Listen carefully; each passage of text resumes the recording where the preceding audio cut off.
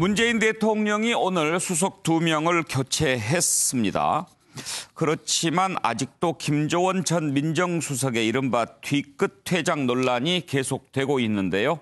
이 문제 한번 잠깐 들여다보겠습니다. 김조원 전 청와대 민정수석 마지막 수석 보좌관 회의에도 참석하지 않고 고위 참모단체 채팅방에서도 늘 감사했습니다 한마디 남기고 빠져나가 버렸습니다. 이런 것을 두고 뒤끝 퇴장 아니냐, 마무리가 깔끔하지 못했다, 이런 비판이 나오고 있는데요. 여기에 대해서 민주당의 김종민 의원이 공개 못할 가정사가 있어서 그런 것로 알고 있다, 너무 인신공격하지 말아달라, 이런 글을 SNS에 올렸습니다. 미래통합당의 박성중 의원도 부인하고 관계가 좀 있고 재혼도 했고 내가 군대 동기라서 잘 아는데 이렇게 거들었는데요. 같은 여당 의원이지만 우원식 의원이 여기에 대해서 비판의 화살을 날렸습니다. 어떤 가정사인지 잘 모르겠지만 공직자의 가정사까지도 일일이 국민이 이해를 해줘야 되느냐, 그렇게 반박했습니다. 다시 이 글을 삭제하기는 했습니다만 아무튼 이런 논란이 계속 벌어지고 있는데 좀 청와대는 부담스럽겠죠. 자, 오늘 또 수석 2명이 교체가 됐는데요. 국민소통수석의 정만호 전 강원도 경제부지사가 임명이 됐고 사회수석이 바뀌었는데요. 원래 노영민 비서실장과 함께 사의를 표명했던 수석은 김혜숙 인사수석이었습니다. 그랬는데 김혜숙 수석은 안 바뀌고 사의 표명 명단에 없던 사회수석이 바뀌었습니다. 이것은 또 무엇을 의미하는 걸까요? 이 내용도 함께 짚어보도록 하겠습니다. 관련된 녹취를 먼저 들어보죠. 비판은 그분의 그 처신을 제대로 하지 못한 것이라고 생각해요. 예. 무엇보다 중요한 게 국가 운영이 더 중요한데 만약에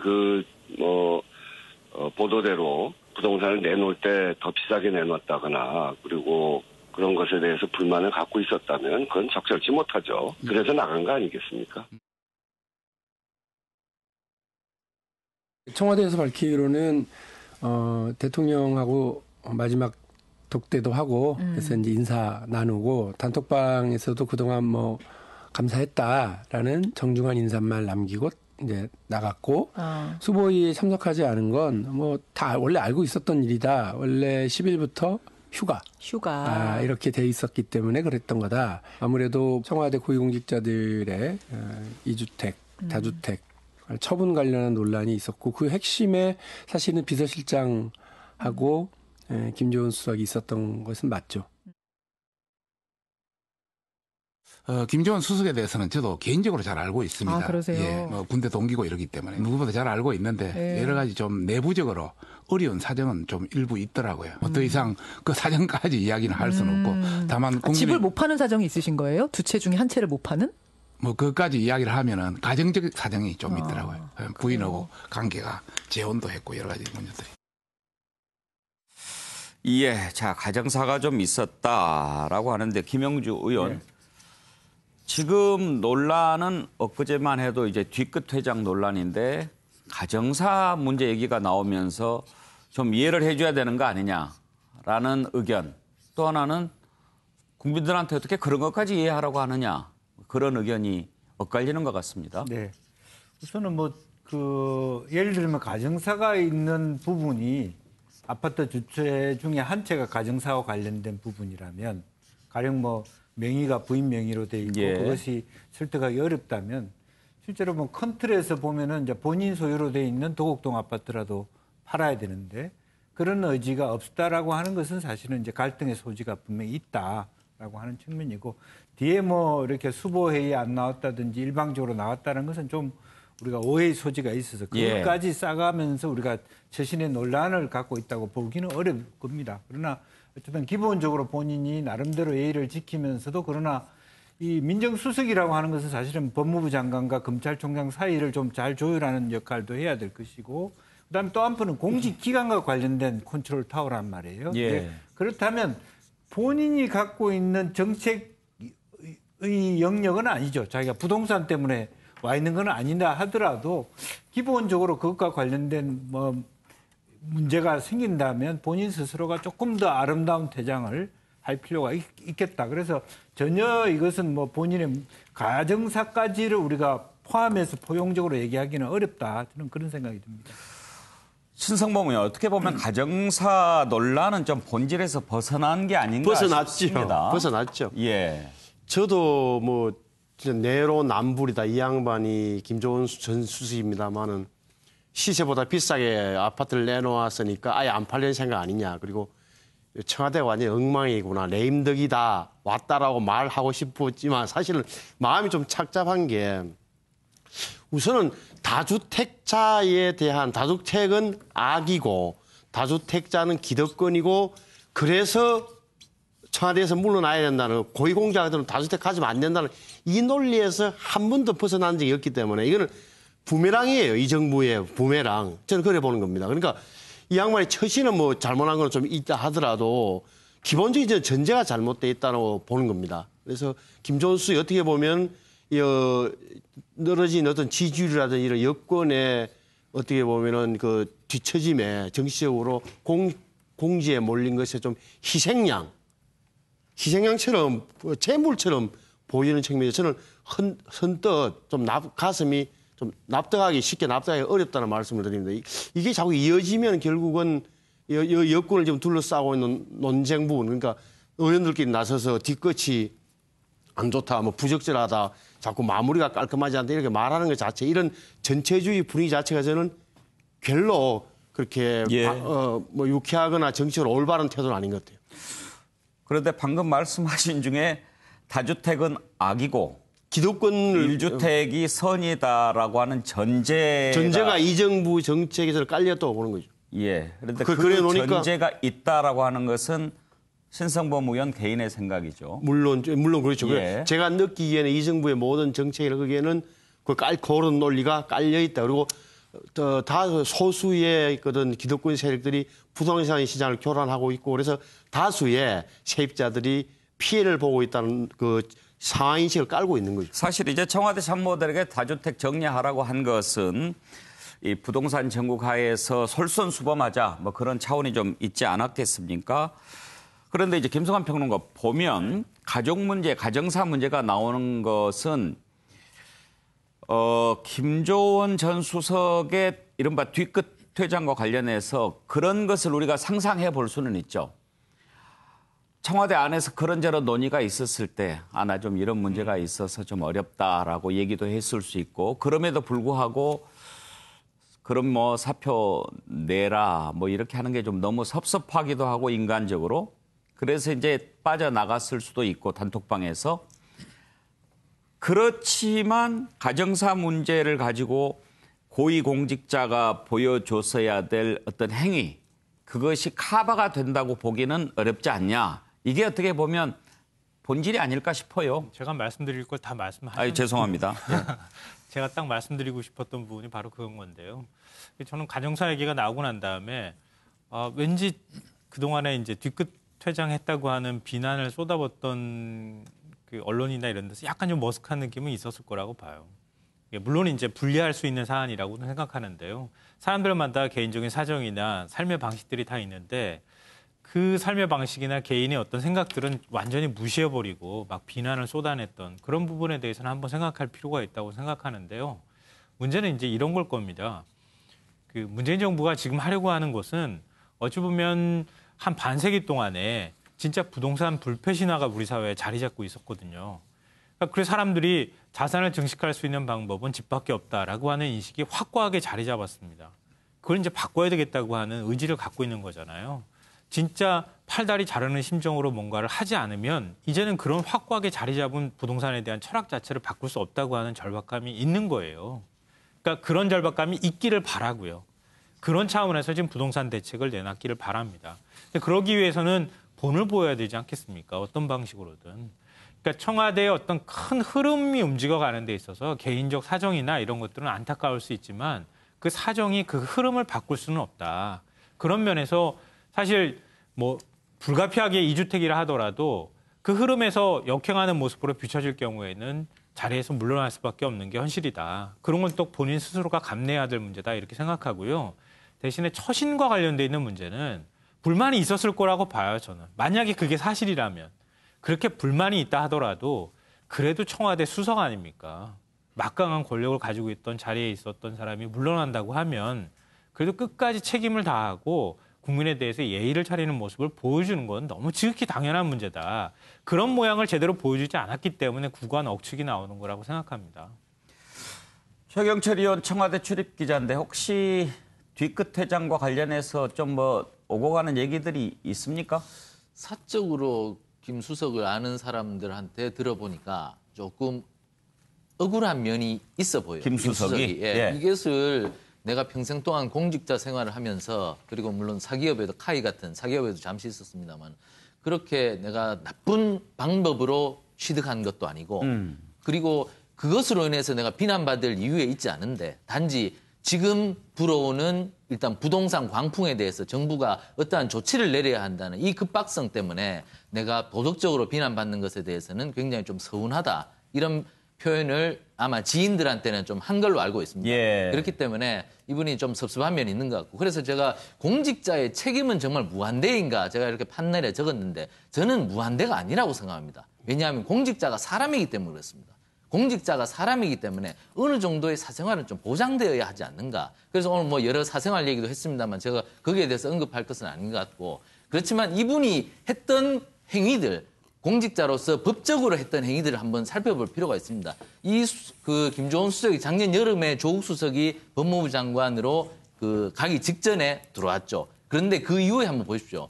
청문회 때마다 도덕성 때문에 엄청나게 문재인 정부가 많은 꾸지람을 많이 들었습니다. 국민들한테. 그런데 최근에 청문회 한번 보십시오. 도덕성으로 인해서 비난받은 사람이 있었습니까? 이인영 통일부 장관, 박지원 국정원장 후보자, 김창룡 경찰청장, 그리고 정세균 국무총리, 그리고 추미애 법무장관 모두 청문회에서 도덕적인 문제로 인사검증을 잘못해서 청와대가 곤란한 지경에는 없었다는 얘기입니다. 제가 볼 때는 김조원 수석은 자기가 민정수석으로서는 열심히 한 것이다.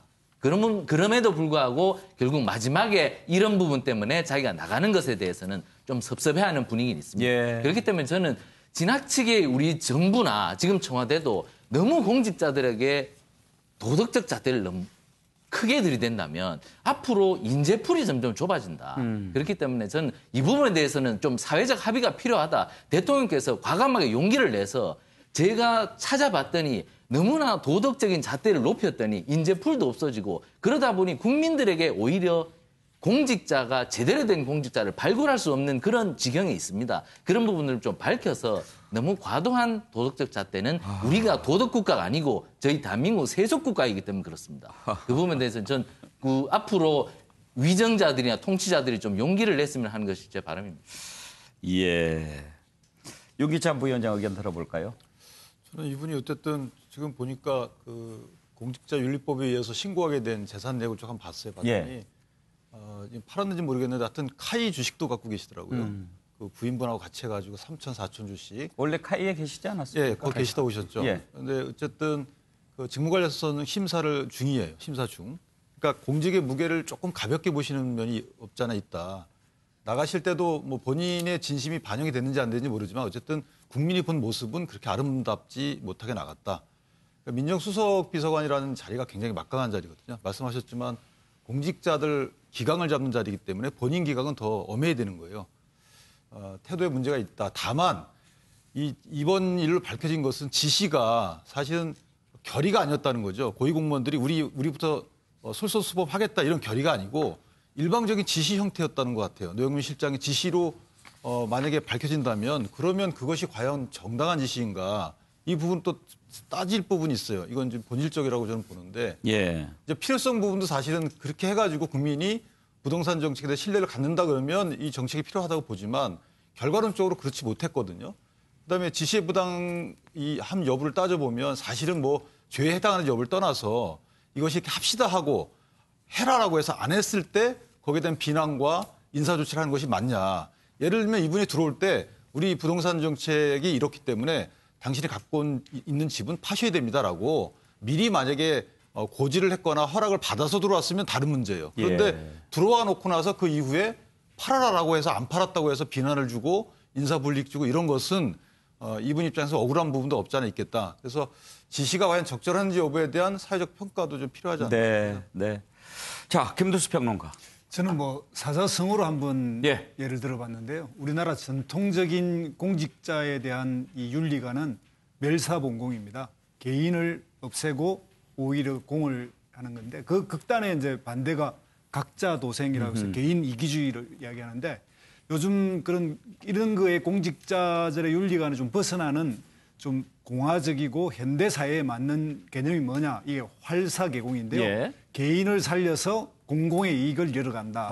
이런 말이 있습니다. 그래서 이번 관점에서도 이 문제에 대해서 언론이 너무 이제 조롱적으로 극단적으로 막 한쪽을 비난하고 한쪽을 또 공격하고 이런 용어를 쓰는데 사실 저런 활사개공의 자세 이런 것이 필요하다고 생각하고 공직자의 윤리만으로 해서 우리가 흔히 멸사봉공을 최고로 치지만 개인의 이익이 전체의 이익과 일치할 때 가장 좋은 거 아니겠습니까? 그런 관점으로 이 사건을 좀 봤으면 좋겠다 이런 이야기를 말씀드립니다. 활사개공이라는 사자성어는 잘 못 들어봤는데 김두수 평론가가 만든 말은 아니죠? 요 정치평론 중에서 공화주의 같은 것을 연구하고 좀 더 대화와 타협의 정치를 해야 한다고 하는 분들이 이런 개념을 멸사봉공에 대치하는 개념으로 이렇게 제가 문자 쓰고 속이 있습니다. 짧아서 아닙니다. 이게 또 뭐 많이 알려진 개념은 아닙니다. 그렇군요.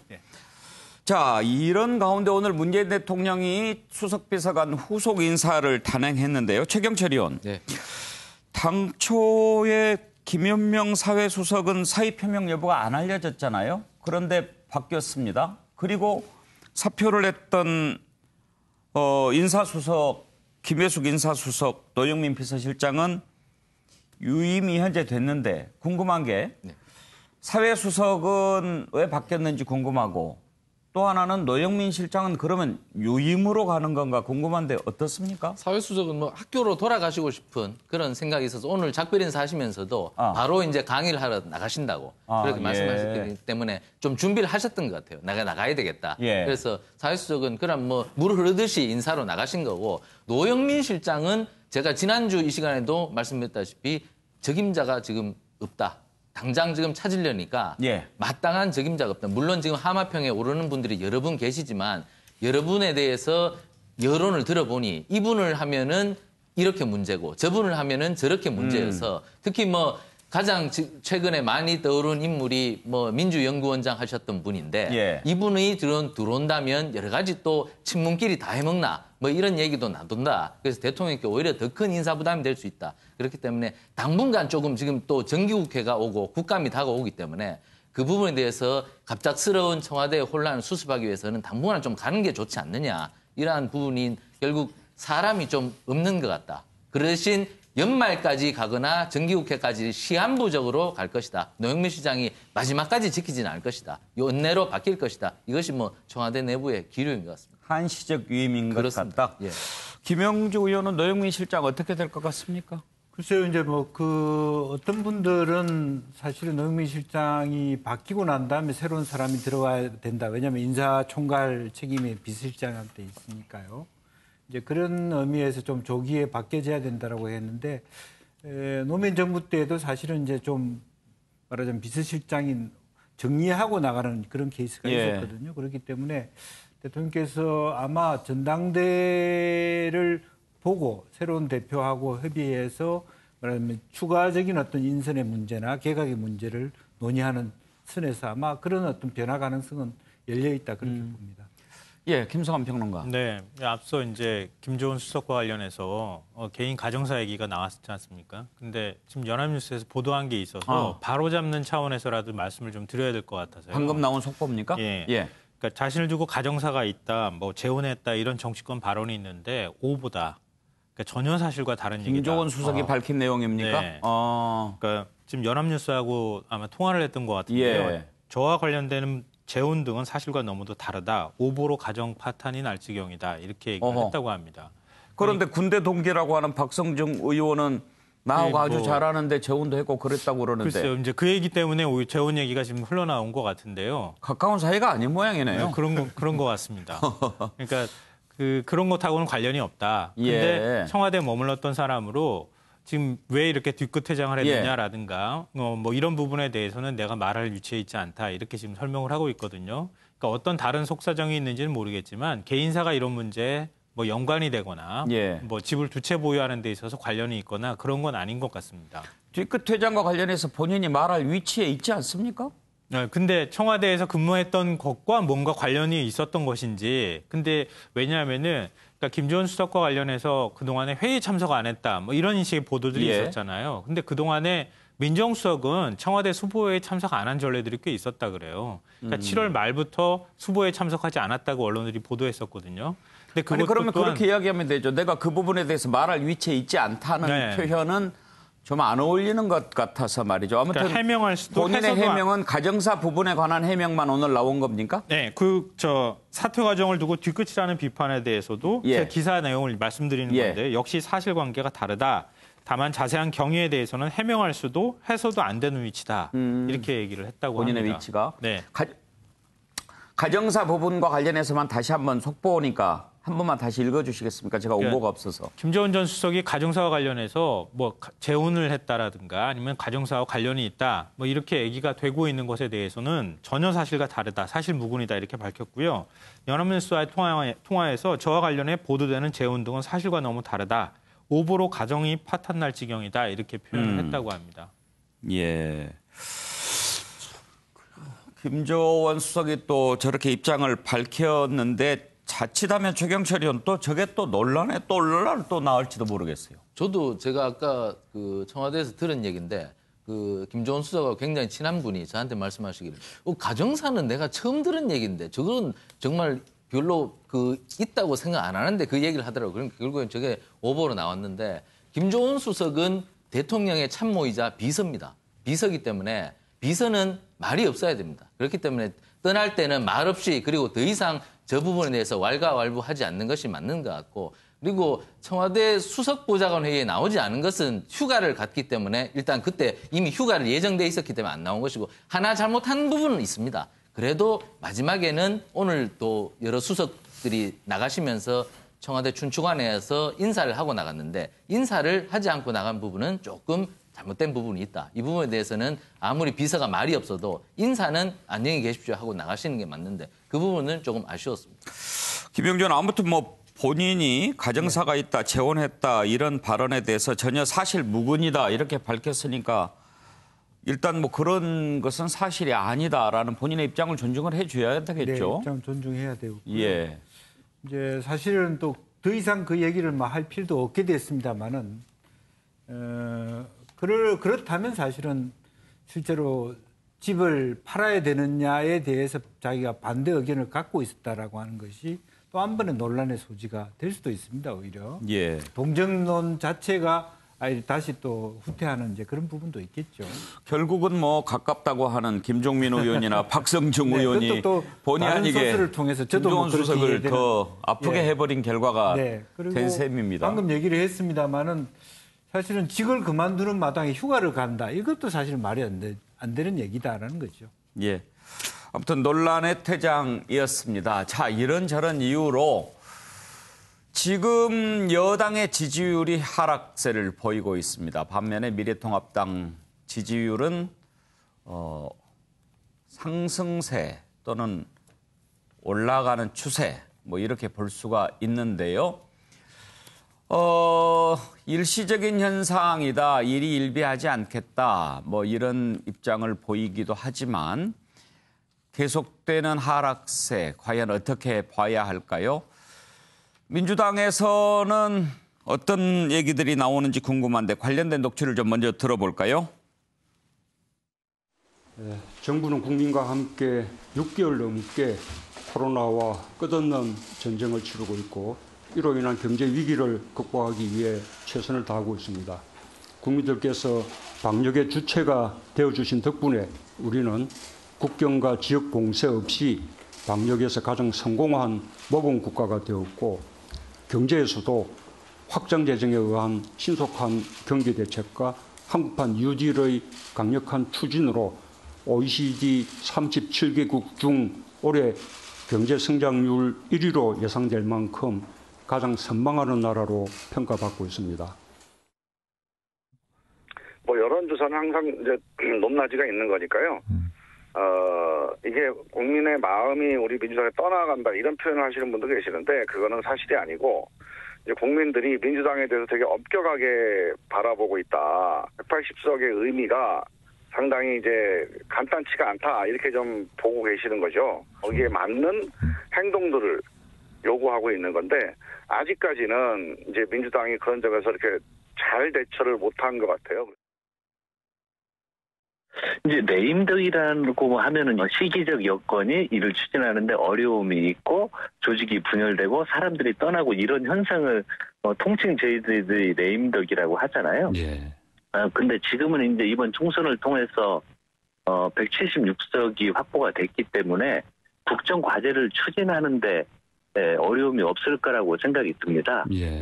그래서 일부 뭐 부동산 문제 나오고 그런 건 개개인들의 문제여서 그랬지 이게 조직 전반에 영향이 있는 거 아니기 때문에요. 예. 레임덕이라고 평가하는 것은 좀 시기상조인 평가다 이렇게 생각을 합니다. 김두수 평론가 지지율이 갈수록 좁혀지는 추세입니다. 이러다가 그야말로 이렇게 크로스라고 그럽니까? 엇갈리는 것까지 갈 수 있는 거 아니냐 그런 우려가 나오는데. 예, 이런 추이로 보면 딱 달라붙었고요. 예. 또 이런 경우에 뭐 역전될 가능성도 있고 오르내릴 거라고 저는 생각합니다. 그리고 특히 이런 여론은 국민들 입장에서 좀 해초리 같은 역할도 하고요. 그래서 이 지지도를 추이가 이제 오르내리는데 이 양당제 국가에서는 이 1등과 2등 중에 1등이 못하면 2등이 그냥 자동으로 1등이 되는 이런 행태 아니겠습니까? 만약 달리기 경주라면 5명이 달리면 1등이 못하고 2등, 3등 누가 올라갈지 모르는데 2명이 달리니까 2명 중에 하나가 조금만 잘못하면 그 다음이 2등 되는 그런 식으로 해서 이 양당제의 현상에서 이렇게 해석할 수 있는 거고요. 저번에도 말씀드렸지만 저런 반사 효과가 반대 투표까지 이어지려고 하면 그 반사 이익을 얻는 쪽에서 더 분발하고 더 핵심해야 합니다. 그래서 앞으로 남아있는 8월 달에 임시국회, 9월 달에 정기국회 이런 과정에서 계속 좀 선의의 경쟁이 되면 좋겠고 국민들은 여전히 여론을 통해서 해초리를 드는 모습을 보일 거다. 그거는 여당도 야당도 마찬가지다 이렇게 생각이 듭니다. 문제가 있다면 어떤 데서 찾습니까? 지금은 어쨌든 국회 구성부터 좀 단독 국회를 구성한 형식이고요. 거기에 이제 급하게 민생 문제가 떠올라서 속도전을 한 거 아니겠습니까? 이 과정에 아무래도 국민들이 보기엔 좋아 보이지 않았고요. 예. 거기에 이제 흔히 말하는 단체장들의 어떤 이런 사태 같은 것도 있었고 이런 것들이 이제 복합적 요인이 등장했기 때문에 여당으로서는 감내하고 좀 장기적으로 민심의 흐름을 바꿀 그런 것들을 준비하는 것이 여당의 어떤 자세라고 저는 생각이 듭니다. 신성범 의원, 여당의 지지율 하락 이유는 들어봤고 미래통합당의 지지율이 올라가는 것은 반사적 이익에 불과하다라고 하는 지적에 동의하십니까? 동의하죠. 그러니까 뭐 자력으로 따낸 게 아니라 그리고 또 민주당에서 많이 빠진 부분이 전부 다 통합당으로 오지도 않는 거거든요. 그래서 통합당도 사실은 자신만의 비전과 그리고 수권 능력이 있음을 굉장히 좀 보여줘야 되죠. 근데 저는 경험상으로 보면은 이제 이럴 경우에 위기 탈출을 여권이 시도할 텐데 그러면 결국 이제 현실에서 작동하는 실용적 정책을 들고 나와야 되는데 제가 볼 때는 아직도 뭐 대통령께서 뭐 주거 정의, 주택 정의라는 표현을 쓰는 것까지 봐서 이렇게 보면 아직도 선악이라든지 도덕적 접근을 못 벗어나고 있는 것 같다는 느낌이 들고 또는 정책 실패의 책임자들을 적절하게 교체를 해줘야 되는데 예를 들어서 주무장관이라든지 몇 분들을 계속적으로 이렇게 좀 따독거리고 있는 형국. 그래서 아직은 마음이 아직 안 급한 것 아니냐. 그리고 또 하나는 어떻게 보면 결국 이제 이러다 보면 불안감이 커지면 여권이 그러니까 정부와 여당이 어떻게 하냐. 결국은 믿을 것은 우리 편이다. 적극 지지자층들을 배신할 수 없다는 논리로 자꾸 축겨든다고. 그러니까 저 적극 지지자층들을 버리면 빠져나가면 우리는 완전히 공허해진다는 논리로. 그래서 저는 불안하게 쳐다보고 있어요. 그러니까 여권의 행태를. 그리고 뭐 다시야 뭐 여론조사야 어떻게 들짝날짝 하겠지만 제가 볼 때는 이 지금의 전반적인 흐름으로 봐서는 수렁으로 빨려 들어가는 게 아니라 여권 전체가 좀 수렁을 걸어 들어가고 있는 느낌을 받고 있습니다. 여권에 실망한 그런 지지층들의 반사적인 효과라고 한다면 신성범 의원께서 생각하시기에 그 지지를 미래통합당이 가지고 오기 위해서는 어떤 노력이 가장 필요하다고 생각하십니까?